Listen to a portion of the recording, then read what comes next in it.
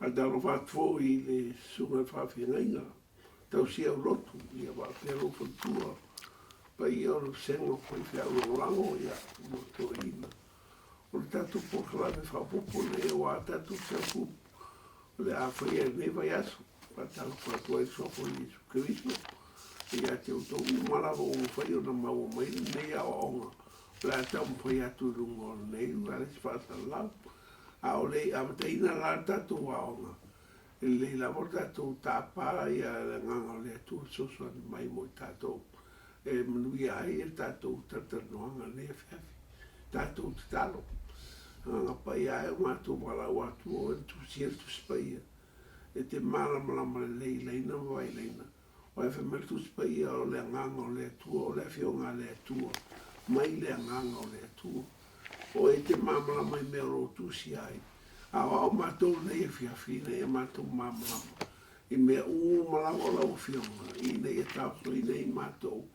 O al nei rarolangi nei tu mauro matou whiolai. E sofo e su o watu wala o tuai. Amene ma amene. Una I tu si e Faitau le whiawhine.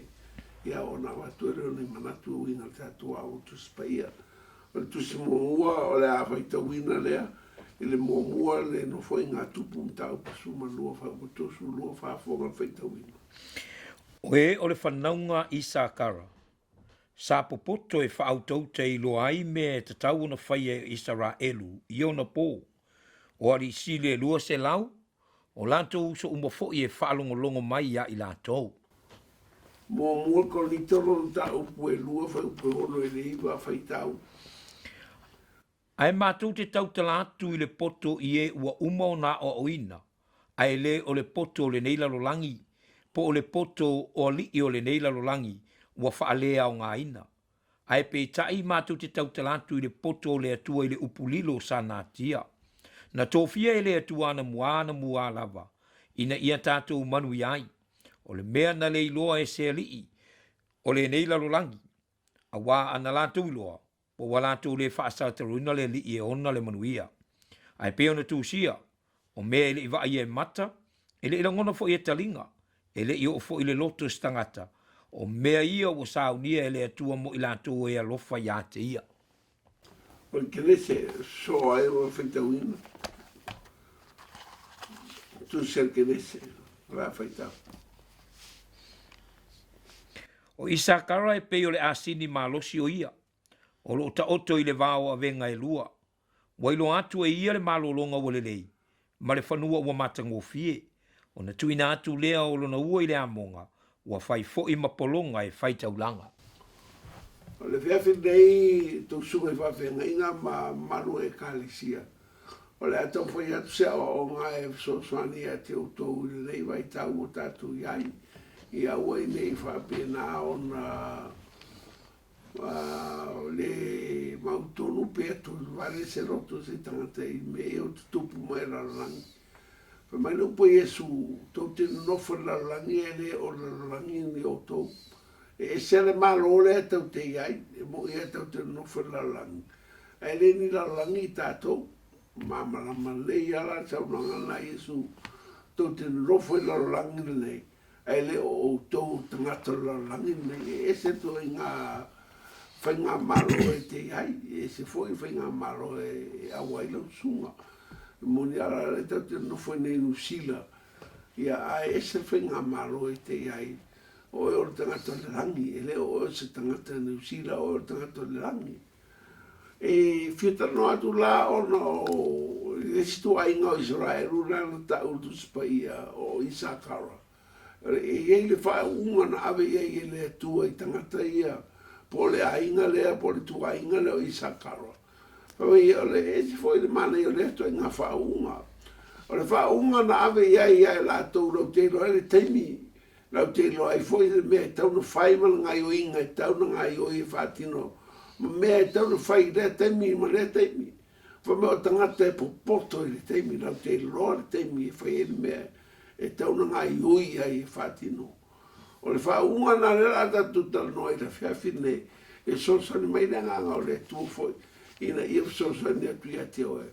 Ia te oe foi le whaunga. Mai o le whisiri Na o Issachar ea ua avi e le tua le whaunga. E Leah. O Issachar o le tasilea te lio Iakopo i te MATAIO Leah. I tuka inga sulua fole o Israel. Na whanau mai la o le tamalona lima lea a Leah. Le mo ele lile o Issachar na i tu Paia. Ai fa mai u whamanu ia e le tua ia te ia. Wa ave e se whaunga e se foi le whaingo le whaunga. Mai o le la vita no atu. I le whaunga na. O na foi ia te oe. Te sisira mai te o roa la ia te oe le whaunga na. O le whaunga i te roa e le taimi. Ma i te roa e le me tau whai le taimi ma le taimi. Pe hola tatu ia i taimi nei la langa. Na e wheme me ai. Ana ia te oe le whaunga i te roa e por ale me tau na e whaungai o i whatino. E manera lo falo le mai. E matanga te pa le anga te le me le tua wa o mai le tua o le fa una. Ai tio so vale e sa o me na fai te minei. O le e tam foi le tua fa mamma ma tu ya te o. Se o na ele fa unha le tua ya te o. E pe o na ave ai Issachar. Le o me foi le tua ya ta to le vai tau le. Ma le ta no ai polo i le KORINITO. Mo tau pue lua, koe u pue iwa, suma lua whawhonga wale la Faitau atu. Ai mātou te tau te lātu i le poto i e ua umana o oina. Ai le o le poto o le neila rolangi. Po o le poto o li o le neila rolangi, ua whaale au ngā ina. Ai pei tai mātou te tau te lātu i le poto o le atua i le upulilo sa nātia. Na tōwhia i le atua ana mua lava, nei tātou manui ai. O le mea na le iloa e se ali i o e tasi o le neila rolangi. A wa ana lātou loa, po wa lātou le whaasa te ruina le li e ona le manuia. Ai peon tu sia, o mea ele iwa ai e mata, ele i langona fo i e talinga, ele i o fo i le loto stangata, o mea i o sao nia ele atua mo i lātou e alofa i a te ia. So ane e whai mo sūtou whamamura.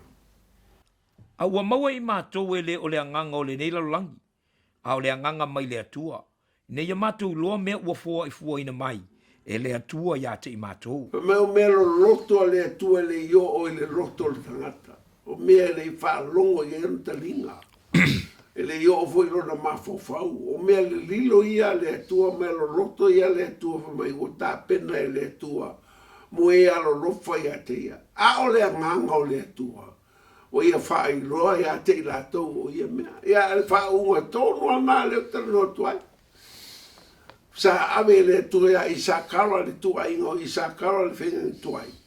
Ale wa mai le tua ya te o le fenga fo. Oka se bane. Se malo le tua faftai le manatu mai faftai voi le rofa. Ya i matou. O le wa mai le tua le fa unga la bale tasi ya te o. Nei te we tiro ya Issachar le tua ingo o Israel nei o ya Israel.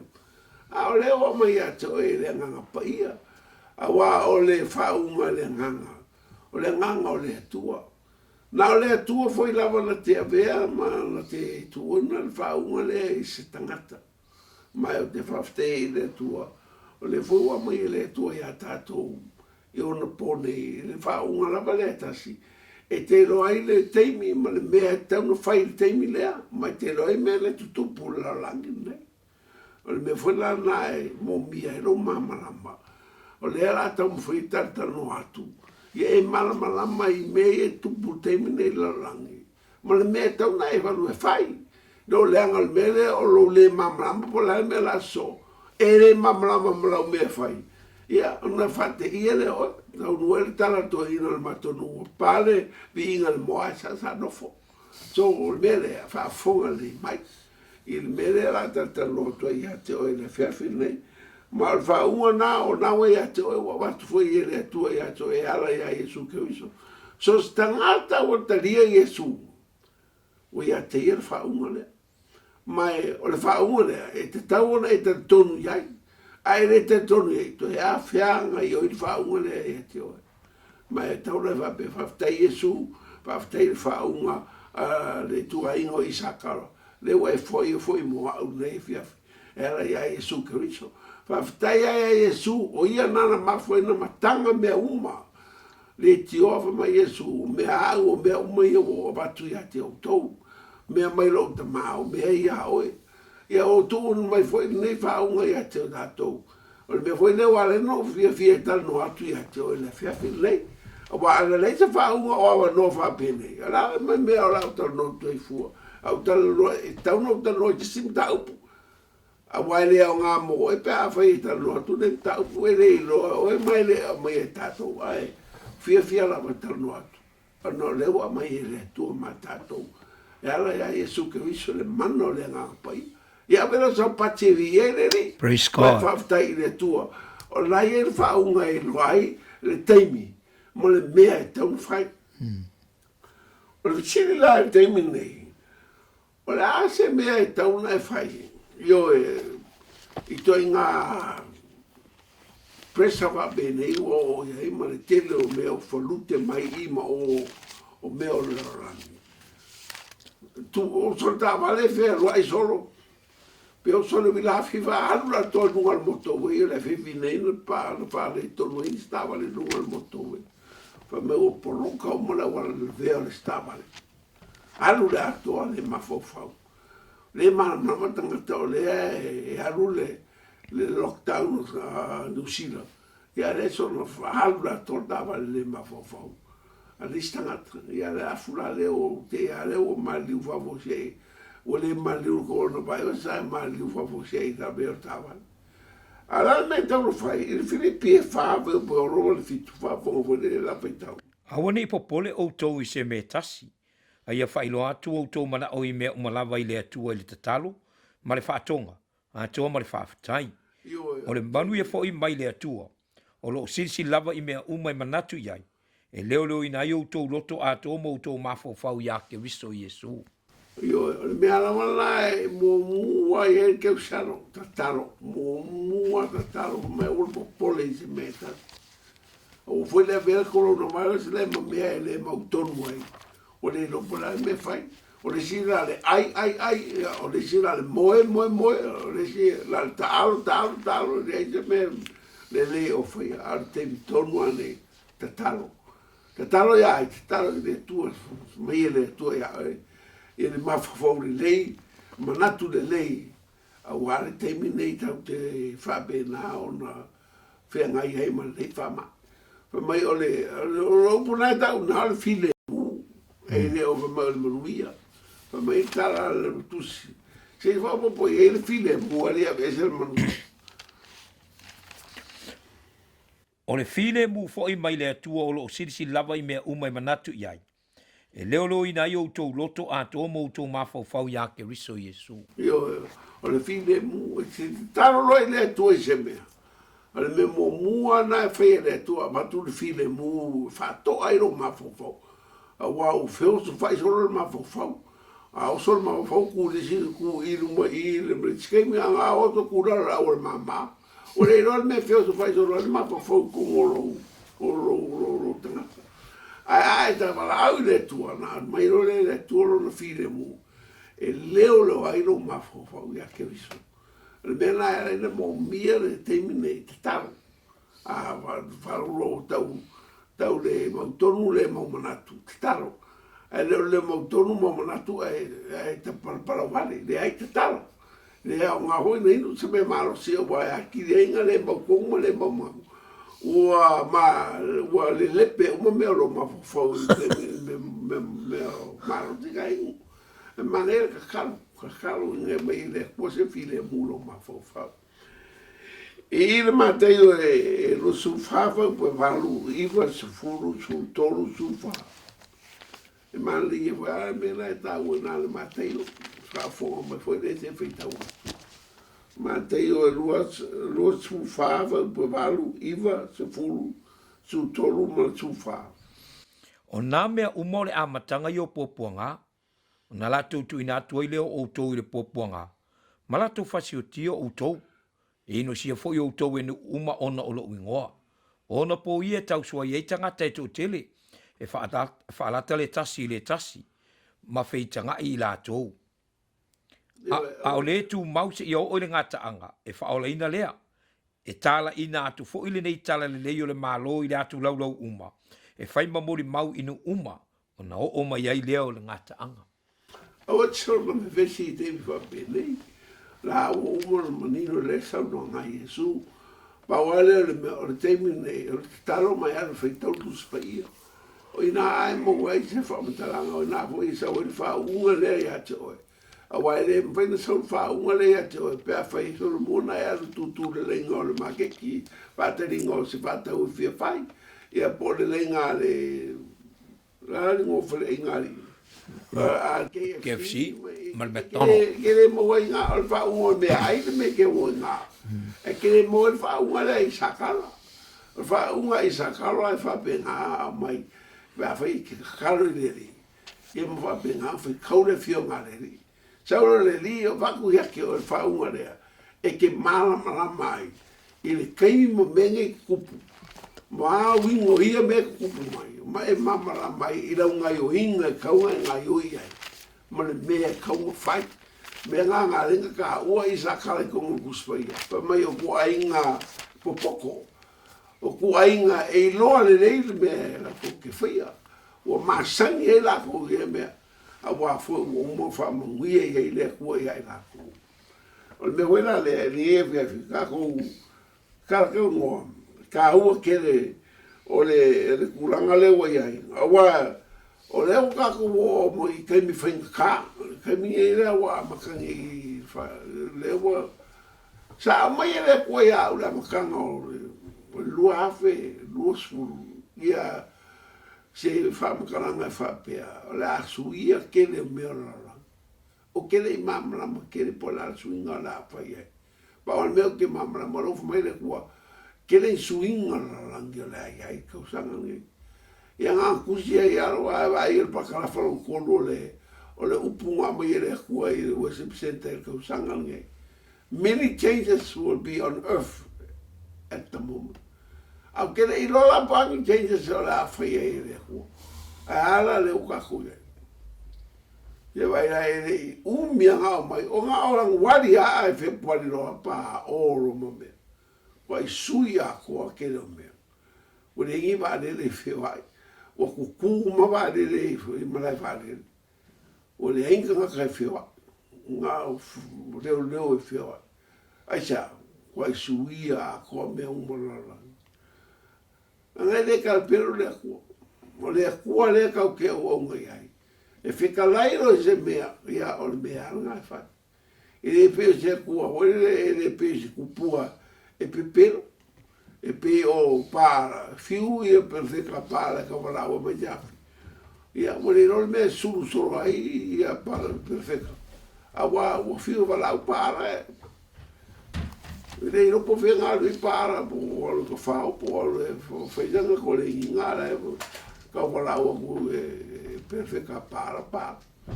Caso lá o Leah ele é para uma da firma de lá. O nganga I roa Israel, e mongi lá le cua le capua e ele le cua saule. A le cua capua e ele faz lá o perfeito para, e pero o le kua le ke o mai I le kua Samoa, le o whapa e le maro Samoa. E le kalpero. So se ngā o mawa mai I le whiau le suriwa ma lua spuri a kako. Mai o kone wai timisenta. O le wha senga o kone meko ke wa ai ai, wa meko ke wha longo I ai.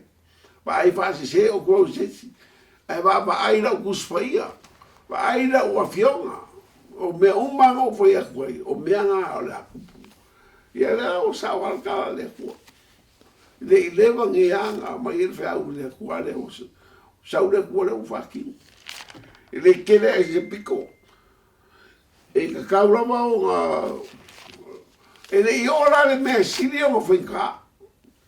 O ki ka waku e a ke o kou.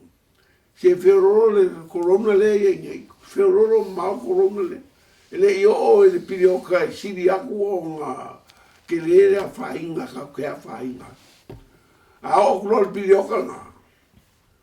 O le mkua whango ngoa le mea la o e. O a ke le koe vai le se uso.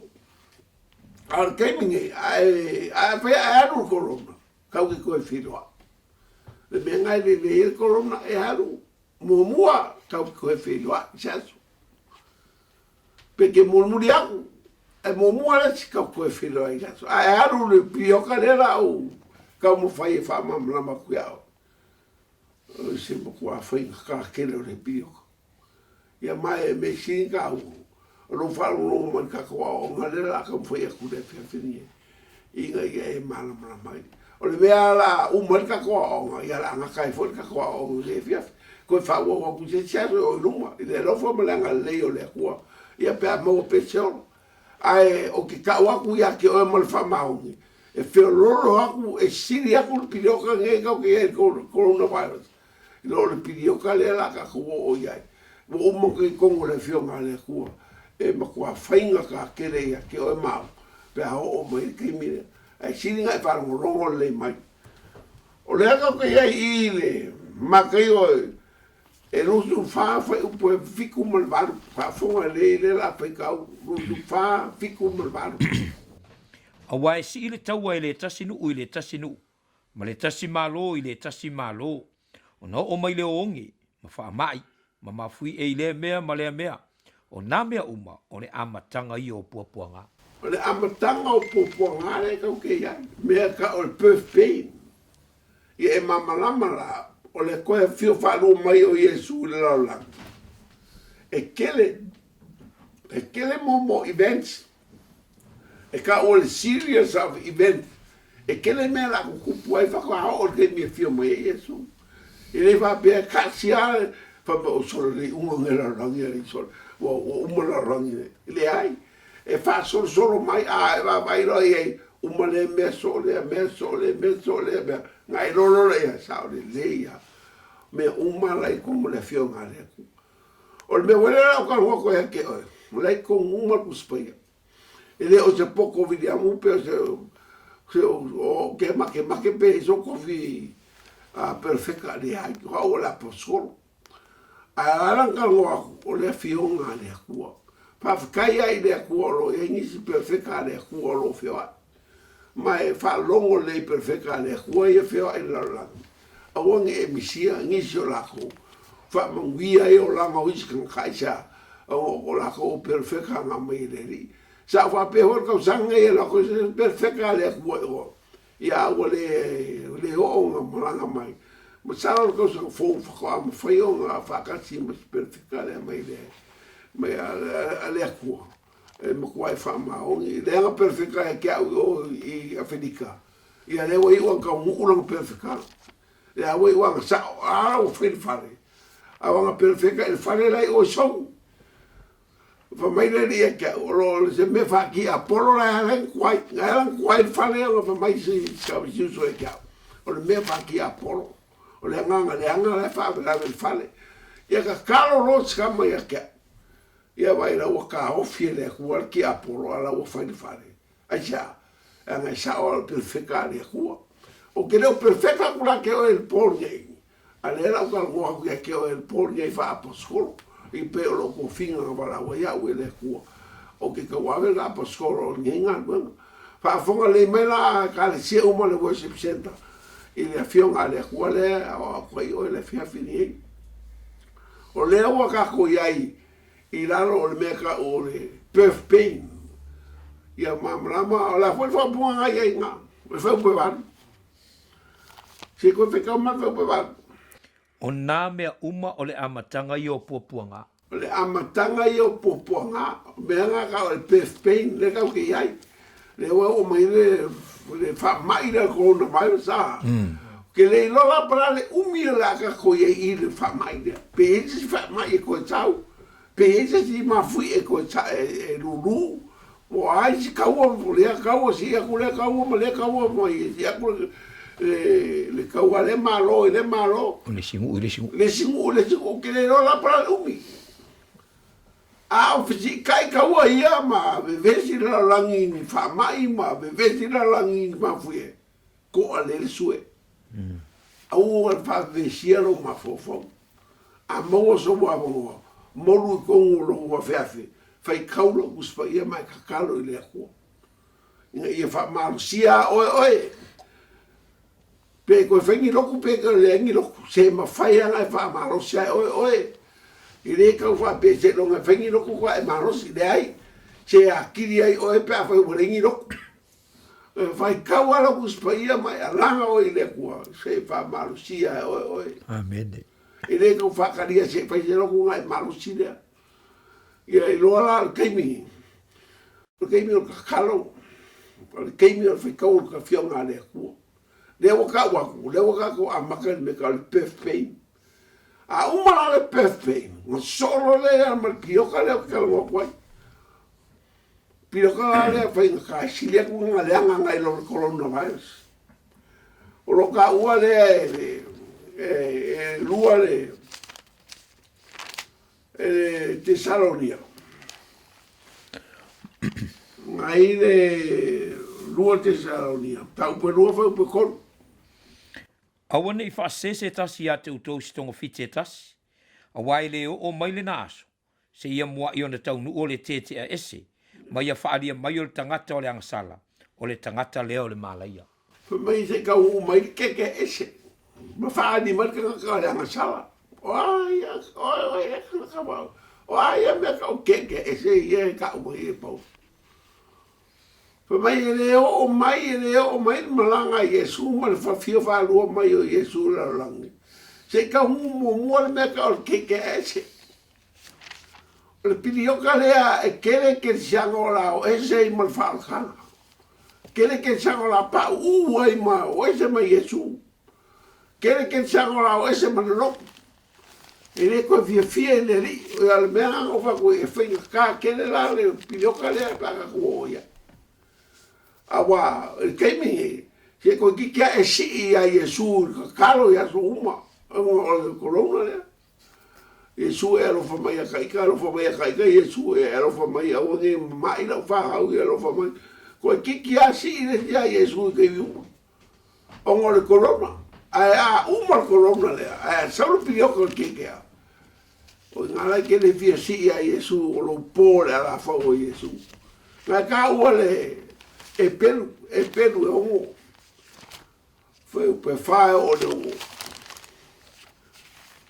Le amio le aiskanga ka I pioka le foi mo kekea e se mo Yesu o fa ma vai a Yesu o le ko fia be ma ske sianga o ko foi ko le olanga pa fonga la fa ka A wai le mawhaia ia te ila tō we na mua I wha malama maina.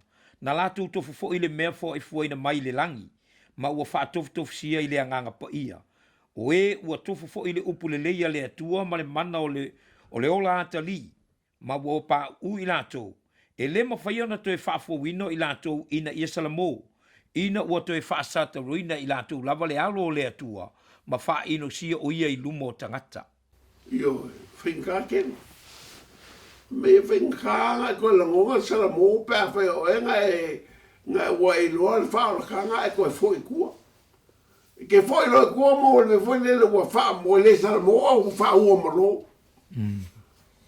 Wele ko ke kala ka fa ku ya pe va iska me kira o samo so e kula o ko fal kalap ngala ingwal fal kalap de poles fo le ko ngai a fa ko wa kiri nga ka ma ingu pe ko fa li mai an ngalo ya la ko o le kai mi sili le nga fa inga o le kai mi ko fo ye ko ka fa me kus Paia sili ai nga le va ai la fa kan so o le mi sili o pilioka sili la le nga fa inga o le pilioka o le kai mi ke ese mai ko kera o ke sang o la pa uma o ese mai a Yesu o ese mai fa kan il pilioka le ka ua Timoteo ta u fa al fe u ko mo o le ko fa fo mai la fa ka wa mo Timoteo ta u fa al fe u mo o le ko Aulo tau tino mai e le anganga. E o ese nisi le wha atua I tau sanga amuli. Lātou te whaalongo ia nganga I whaasema mta upo te moni. O no le pepelo o tangata tala pepelo. O e ua whaamuino lātou lava loto 48 fo le ua mea asa. Lātou te vavau le whaiawa. Ma whaasa isi me ai. O mea lava ua whaia e le atua. Ia talia ma le whaafitai. E I lātou ua whaatua tua. Ma lātou loa le upo moni. Io o le pepelo iska ka pepelo fa seinga ai a le isi au kirsa Ma ua whapenga ko soro muri e lako koe foi kua. Ia vai foi oi ke pe pelo sitskanga. Ke le mea alo iau mea ai, alo iau kupe, alo iau ngofo lo fale, ai le ro o kakanga o le sifi o kala pe pelo. O ngau o maukua foi hao e pe pelo. Ile lua le timo te omta upu e koru foi upu mo o le ma o kangaka ngi e fai keke e keimi whapea. Wa le kau kere o e pilioka lea, e o kau ke o e pilioka lea, e o whakule makua i e makahala ni le. A winga ia la o i e la lang, whafonga foi whikau a kasi o lima. Ai ia e loa e oele nei mea. O naso e ngā tai e o mai ia so whaingatā. A wai a vea tangata mai alolofa i lātou ia i lātou. O e mana na o i tupe, o e lotovi, o e whaamaualunga, o e upuleanga, o e le whaalongo i mātua, o e le whaafitai, o e amioleanga, o e le loto a inga, o e tu umavaenga, o e whaatua upua, o e le tauwhi mana o le tino, o e whaasaua, o e le alolofa i tangata amiolelei, o e whaalata, o e so ona whai, o e wa whaafeteina, o e ua telele mana o i mea whaafiafia, ai le aise mana o i le atua, o e ua pese i wa amio atua, a o le mana wa i le mea, wa lātou te ena, ia e alo ese lava i tangata whapena. Ia, alo ese ai. E oro pilioka lea e wa ia kakaka o winga whapea. Alo i loa. Alua wawea ngai alu ese makakanga o koe pi ai. Au weko koe whewa. A pe matka kus whaia, se se o kakaka koe whewa ai. E se se koe maue. A wole la whaama le la wha, e o mo e la wha ai. O le ngoi mo le ngoi, e o mai wa ngoi ai. Manga ia le alu pipi kaka whaoringa. Pipi momo kaka fia i le kua. Kaka oro iei whaunga koe mo oe ke mino kau aua malako. Ia mai fia i oe le ri. Wa ai mafukanga le ri te milea. Ma wa ai foka karo ke alu iai. Aunga e alu kanga fia oe whalkarapu mo koso koe mo oe me e manga oe. Awa oe nganga ia whainga i lo oranga.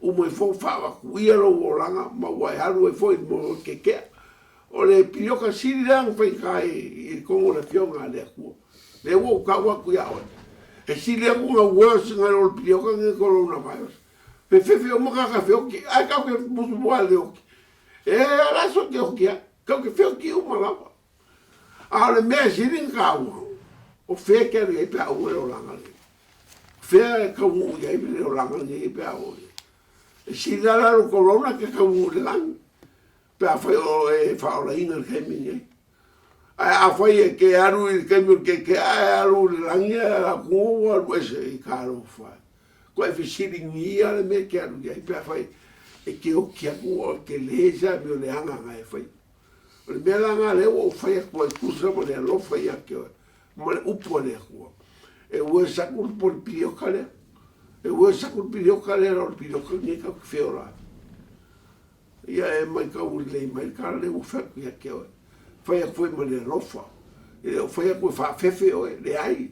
Ia e makaria ma e makara ai. Ma ia e loa. Oe o ka kone langi. Le a whai lau ka uaku. Ia e mamalama i mehe o a ngai mai. Le a whai solo ma apoka la me le kua. Ia o uma le birthday. So kekea. A umar kekea. Le no e polar ke me le umio la kekea. O so le principe. Ia o mea lava e loku ia ke o mai whaunga nela Issachar amen. Ia vi ia re.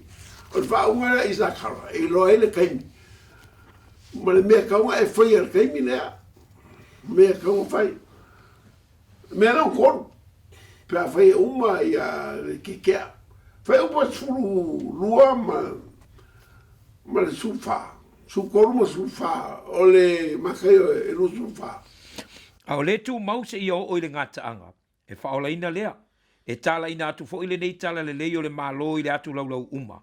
E whai mamori mau inu uma. O na o mai ai lea o le ngata anga. Io e. O ngara me so mai uma ule kikea. O ka kuola le pilio kom kwau. Kia le revival la o me la rangi keiminga. Amen. O le revival ka o le glory o le kua le kau ki pepe sepa ka kakalo ai pea. Ia o mai le glory o le kua. Kei mi ngā me o kanaka la whaoringa. O wha venga ma wha marolonga ma mo deliverance pe o kumeki. Kau kia. E hia lo makaka uma. Kongo se service. Ma la whaoringa o makaka uma e le fia whaoringa. E makua i sa o mai karia whaoringa. Aisa, angai le pe pero le kua wha supa. Peka wale wha supa. E tala i nātu fo ile nei tala le leo le malo i le atu laulau uma. E whai mamori mawinu uma. O na o mai ai leo le ngata anga. E le pero le kua le mea ngā kara ele ka le ia kumu uma. Kai minge, e le ka ungu ka le ia se kumu. Na e whaksa mai la ko, pe la o kumu ia inkia. A fo e hindu la ko. A kumu o puta. A kumu o mosalemi. E le ka ungu ka le ia mai la ko. Isa. Ngana ko fasa lain. Ai pe men kala esu e ka ungu le kala lenye ia ku uma. E pe vo le MATAIO se la se ka wa. MATAIO su kol fo busfuru. Ona o mai ai leo na so o whapea mai i atea. Se ale mea wa e whetalai mai ai a te ilato, wa e whetalai atua i a te ilato i whata oto. Ona tali atua i leo ia, wa whapea atu i a te ilato. Wa fo ina atu ya te utou yo utou loa mea lilo le malo le langi. A wa le fo ina atu ya te ilato. Yo, ma le MATAIO sulono ma sulima. Fafo mai le la Faitau. Ona fetala i atu le o ia ya te ilato, a utou, pe se ala utou upu ya te au, po ai. I le LUKA lo su fafa upa fasu fitu. LUKA su fa, lu su fa, upa fa fitu. O lea e tau talo te ateo e ala, e ile whaola inga tele nei. Ono e whatau nua e promisine e le tua a Iesu. E tau an tau nuna tala le langi uma. Ia o ta o mai rei re o le unga la langi nei. Ana o le atua e le se tua e le fea. O le atua e fai mea fea tele. E tau ana roatu le petalia pe le talia au roatu ale tala le au tou. A ora te me so ile tua fa uma ia proclame la langi. Ia le tu excuse. A wa woman fa fonga mala to tala le Yesu. Fa fonga la Faitau atu fa vitu. Ina ia tala ina fo ili sala mo mar fa amangalu ino anga sala inu uma ilona ingoa e amata mai i Jerusalema. Inu uma. Vai. E pe pera la ka ko nga me dia. Fa fea la li le ko nga fe nga me o le lockdown ia la. Ia ku la ko sala ku Paia. Fa fea la ma ko e ko. E o voi missionale sa de missionale nga. E ia la wala le ko. Pakali la kai me faka mo i le ko me na maka le ko ki o me la foi le. Se fa va venga le ko malu le ko la mai. Ia e ma ko ai ke Leah se ko e ko kelinga ka la fa o ingai. Ia mai le ka pero le ko me foi le fa ko kalopea i le glorio le ko. A or ke me sa o glorio le ko. E mo kwa mo ka kia se me fai le ko no mamano pa or ke me au mai el mamano le ko mai e lo la o lo ele promise le ko ile makai rusu fa mo su fa ni fa pe o e pero nga le ko le e ya la wala le ko ka mo la ka le e fai la vai le ko me fai mai e fai ni fa pe o ya o e le pe le ko e ya la wala le ko ka pa kingwa e ma o fai o sa o petele o suge makurua e o fonio yo e mo kwa e o foi ale lo ko me la fai de ko e fa ka mo le mario nga lu su fa ko suma fa e ale vo fai ko mo e me ka mo al ka le ko ya ma le ka singa ma ngol po ka me le ko lo winga e mo pe so le mal ke a umar ke ngare long koru great revival great evangelism la va bengal me la koru me la fa Umar fa. O ke mina lea. O la fa ali mo no ka. Ka o ka la sala. The man of lawlessness revealed. Ave mai ele ma fa yang harre rapta. Se saure reveal malo. Venga saur ka malo ave male kalesia. Kusa pio se ba ko ele ma ka ko fa ma kale mele. Wa la ka ma ke la ke siamo. Se ora è che mi ha rapta, mo rapta pe no le so fia pulare quella ne rapta. A Paul me ka penga ia. Pe o fakasi, pe ko fe o mai fakasi, fe karia. Karia le ko mo ke minga. A le o ka wa ku ya ke o. Pa fo mo ko fe ka mo le lua le Tesalonium ka o pe e lua fa pe ko.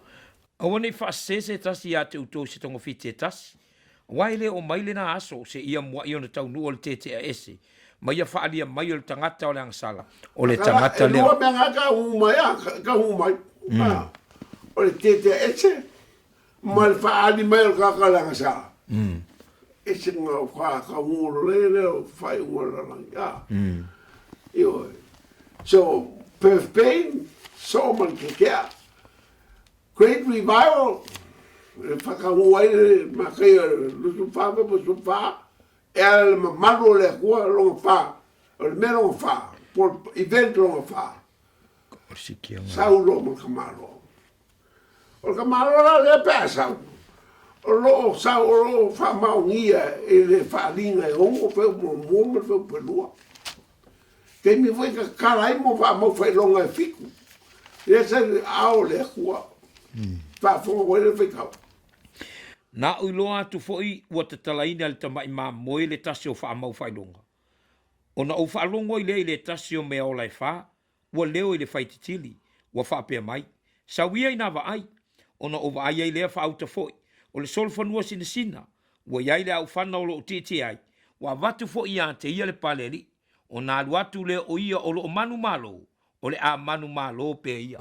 Ia, e ka kongwanga ka o ka le angasala. Le linga al kai o whinga maro, le laku lai mai. Moro si le fia e kako o uso. E ele whinga maro muri le laku lai mai nga ke pule le langu. O ka maro nga kai ia le whinga maro nga. O le anki keriso. O ka ngaka le angsala. O ka ngaka hele nga le hanga o le awhape nga whanga i hia ka maro le. E ei ka kan i kua ka ngaka le. Ma eran ka o le anti-keriso, o lupu anti-keriso, o le anti-Christ, a case. E a case le li a Yesu. Ma o le akaranga e ka o mai e whale nga po le mo whailonga nga momo. E ka karaku ma whailonga. O le kangaka ke mai le solfongu pai pai. A wha mai e kua kuia i ele mangu maro e alua e mangu maro i oe. Ma e le aise kungu urunga whangai le e koe mangu maro ka maro lea. Ma oranga whainga mano se furua kungu e au whakasi. Ma te mirangi ngā wewesi fualarangi. Ma o mai lea kala, ma lea kala, wa le iloa whina wa ingo kala. So eko ke peika kala. A whaafonga le mai ka sao le la whai aku ea tia kou. A ngai le se kala Viliamu, kala le whionga le akua. Pa mai pule le akua nguo kakaola. A whai ngā whai le akua la rangi nge, e pule le akua la rangi e pāga me whai hai. E rea la ka waku. O le whakari ka kou ka malo le sau e pule la rangi. O ia kai kai ngā la o. O le te ke wiso. Le la e pa me i kuse Wharinga. Tesalonia. E le ma whainga o mai le i unga la rangi. O mai e su keri so la ngā pio whanua. Se i longa e whaari mai ka malo le angsala. Whaari mai ka malo le angsala. Longa wingara e kawa umalole Perth Pain so ke kea. Ia sauro mai ka malo le angsala. Ka malo le angsala. Ai uli mai e male ave senga i le kalesia. Sau ia sule le vangi muimo. Ave senga e kalesia. Fai kau mai mo te salo ni uta me fa pa su kolu su mal fa po. O te loto ina iau tau iloa le au soe. I le mta upu ye o momoe. Ina ni iau tau whaano noa pei o isi le aiso la tau wha moe moe. Awa a Faitau te talitonu ua maliu Yesu ma toe tu mai. E whapea foi ona au maia e le atua whaatas maia e o momoe ona o Yesu. Mātou te whai atu fo ile nei mea ia te utou ile Afioga leri. O i tātou e ola matatoe pe Afio mai leri. Tātou te le mua i e o momoe. A wai Afio ifo mai le langi leri lava. Ma le alanga, ma le leo le angirusili, ma le pua le atua. E mua foi ona toe tu mai o e uoti o ia ke riso. Ona whaafua se i leo na avina e o i tātou o e ola matatoe. Whaatasi mai lātou iau. Ina ia whitai ia i ma le li i le vānimunimo. Ona tātou whaatasi pēa lava lea ma le ri. O le nei. Yo tau whi whaamawhana whanai. I nei upu. O le au te tata loa tu iau tō. Ia mana nama i meo i venture le fio mai o Yesu. Ia mai pole alama le mea pe mua mai pe muri. Pawale le mea uka wapu iau kou. Finga o pela ko wai ai finga o mua muri o ngā kou muri. Ia finga o pela ko. Ai le vai ko Paia. Kai mea sa ka malo le o le angsala. Fa ali mai le so fu pai. Fa ali mo ka la angsala. Saulo mai Yesu avela ngai kalsia. Pa pe sa ngai kalsia malala. Ele manga o le kua e fa le ko sa o le kua mafa. Mafa. I lunga la. Ara i lang fa. Pa mai pe o po ngoa. Pe o po loka. Fa pe o po. E ave ese Yesu lang whangau. Pa mai rei ele whenua e mai Yesu le vangi muimo. O whakase pere malako. Pa mai kawa seri ali Viliamu. Se mai pe saura wa o nge keu si sega kaya kea pakulia saura Leah. O le fwoi au mal whai kike ma le awa mal makau le kua. Kalo fwoi le kua sosongi mai. Saura i meolo au. Keu si sega mai kaka skoa kere. Ngau polo ia te Salonia i ka wemere Leah. Wai fe koma foi mo KORINITO tau ko su lima fe upo lima suru lima va. Le au soe o la upule nei.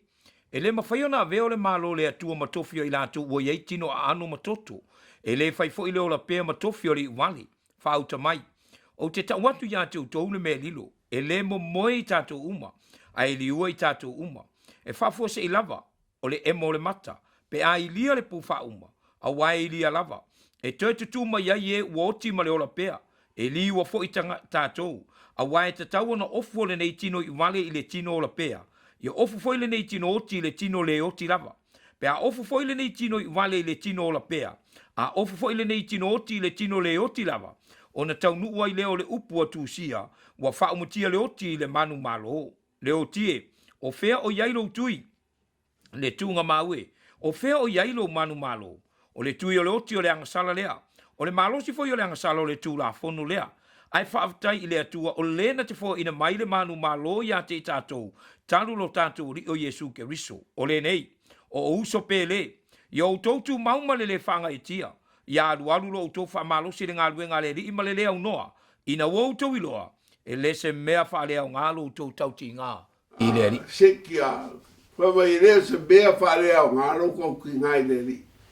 O sai o ia. Whekaria i pēka kararangia. Ka whaua i pē ia. A oe. Moruro o fefe makakalo ai. Ora wha mahongi oe. Ora Paia. Ora Paia i lumo lea kua. Awa mi ngao i lumo lea kua. Ko anga oe ia. Serve lea kua. Ia mai halu e whenga luenga le KENESE. La alawa lo kofi o awaku ia ki oe. Te whai mal fia.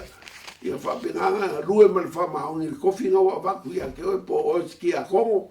Po oes ko inga. Po oes mai whiau longango. Po oes ki kai rau kalbou. Whai a onga saa. Whai pese. Po le alawa le mea kofi oe lea kua. Mo koe kuu i lo whai me mwhai. Wha mai a ere se mea wha lea o ngaro kau ki ngā.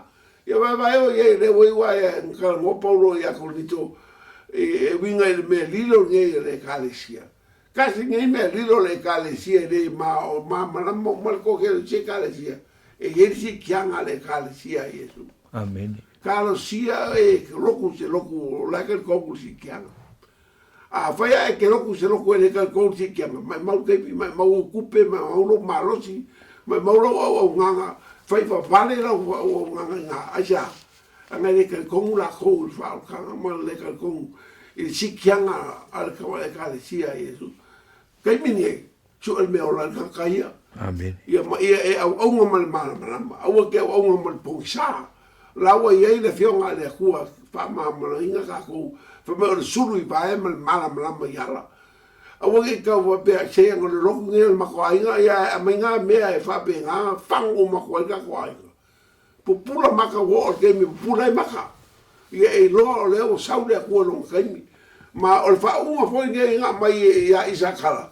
O se fa unga e kawo nga maka dia ka ma ia fa benga o lem pen ko ka fio fie e le ka foi nga ko Viliamu ka o ka kala le upo le ko anga fa maungi le ko la fio e le pero fa marca la serie ka anga fa mai o ia o Paulo anga ia ka anga Paulo foi nga e fai KORINITO Paulo foi nga pa ia foi ia Tesalonia ma KORINITO ai Yesu fagu o ia Yesu ka o Yesu fia la ka o Yesu meia lo mo ka o Yesu le la fe ka il MATAIO so fa foi un po con se o fa fo mai la fe ka wa MATAIO lo so fa foi un po con se o maka fa Au le aso ma le tu aso, e le iloa e se tasi, e le iloa lava e angelu I le langi, ua na o lo utama lava. Ai peo no po noa, e whapea fo I pe asau le atari o le tangata. A wae peo na whaia I o na po a o le io o le lolo, wa lātou a ai mainu, wa lātou whaia wa fo I ma whaavanga.